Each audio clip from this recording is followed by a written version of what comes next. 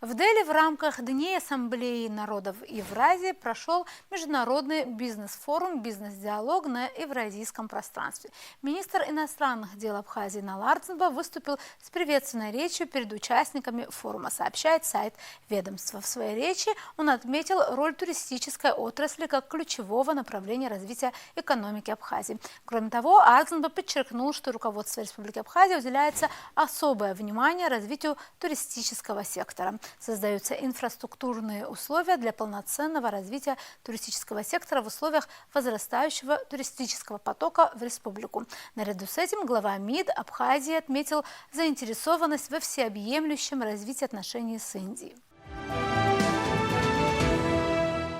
К другим новостям. Опасностью, стоящей сегодня перед Грузией, является так называемый план по украинизации страны и открытию второго фронта, заявил премьер-министр Грузии Ираклий Гарибашвили в ходе выступления в парламенте 24 марта. Премьер напомнил, что было много попыток открытия второго фронта и втягивания Грузии в войну. Цитата. Именно эта фраза «второй фронт» прозвучала со стороны секретаря Совета национальной безопасности Украины. Господин Данилов заявил на пресс-конференции, что их желанием и целью было открытие второго фронта в Грузии. Он также добавил, что их задачей было отвлечь внимание России на другую страну, на другой регион. Также было отмечено, что гибнуть должны не только украинские женщины и дети, но и другие страны должны ощутить на себе последствия этой войны. Это очень краткое изложение содержания его выступления, которое слышало все общество. После этого мы помним заявление представителей украинской власти, не будем перечислять фамилии, вам хорошо известно, что мы не являемся воинственно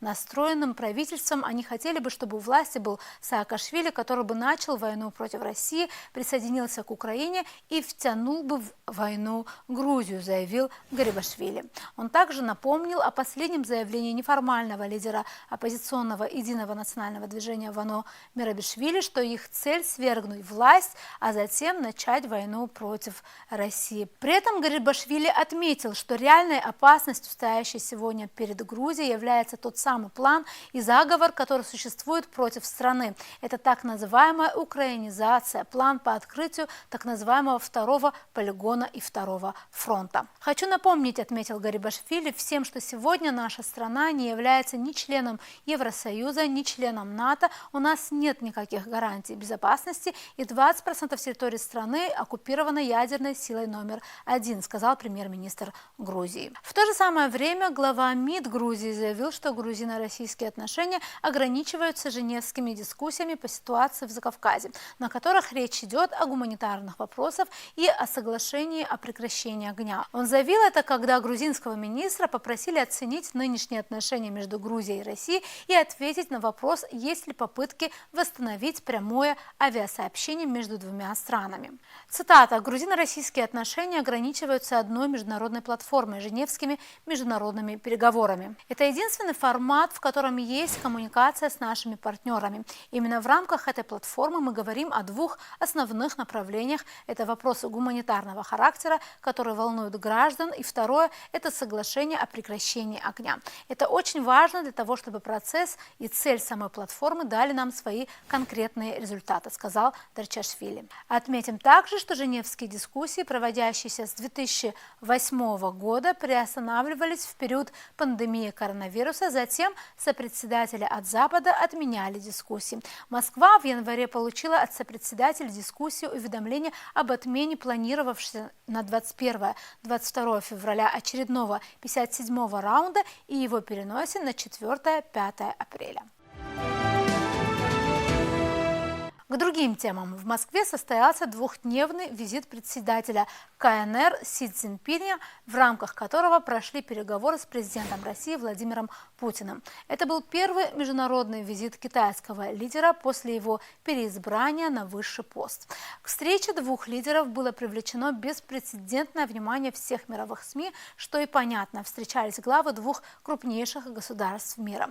В этой передаче мы собрали для вас краткий обзор самых известных западных аналитиков на эту тему. Если внимательно следить за тенденцией в освещении тем, ясно прослеживается, что все эти эксперты пытаются свести итоги этой встречи бросить чисто к экономическим дивидендам, сводя на нет геополитические итоги.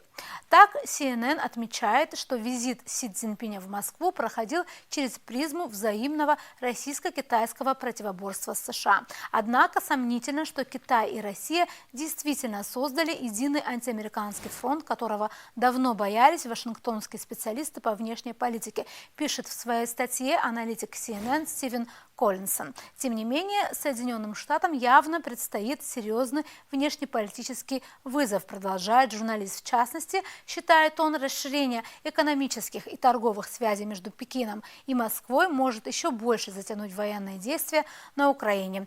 Это, в свою очередь, грозит не только обескровить украинскую армию, но и подвергнуть испытанию решимость США и их союзников продолжать финансирование Киева. Также укрепление связи между Пекином и Москвой может усиливать политические разногласия на Западе, считает он. Самый, так сказать, уничижительный отзыв о встрече дал обозреватель The Washington Post Дэвид Игнатиус. «Сильный Китай поддерживает слабую Россию». Вот настоящий заголовок, описывающий эффектные встречи лидеров двух стран в Москве на этой неделе, пишет он в своей колонке. По мнению журналиста, цитата, «ослабленная Россия будет все больше подпадать под влияние Китая и все больше зависеть от спроса со стороны Пекина и других азиатских потребителей. Мощь Китая в космосе, гиперпространстве, робототехнике и искусственном интеллекте будет все больше превосходить российскую, прогнозирует Игнатиус. Позицию Си Цзиньпиня, которая ссылается на неприкосновенность устава ООН,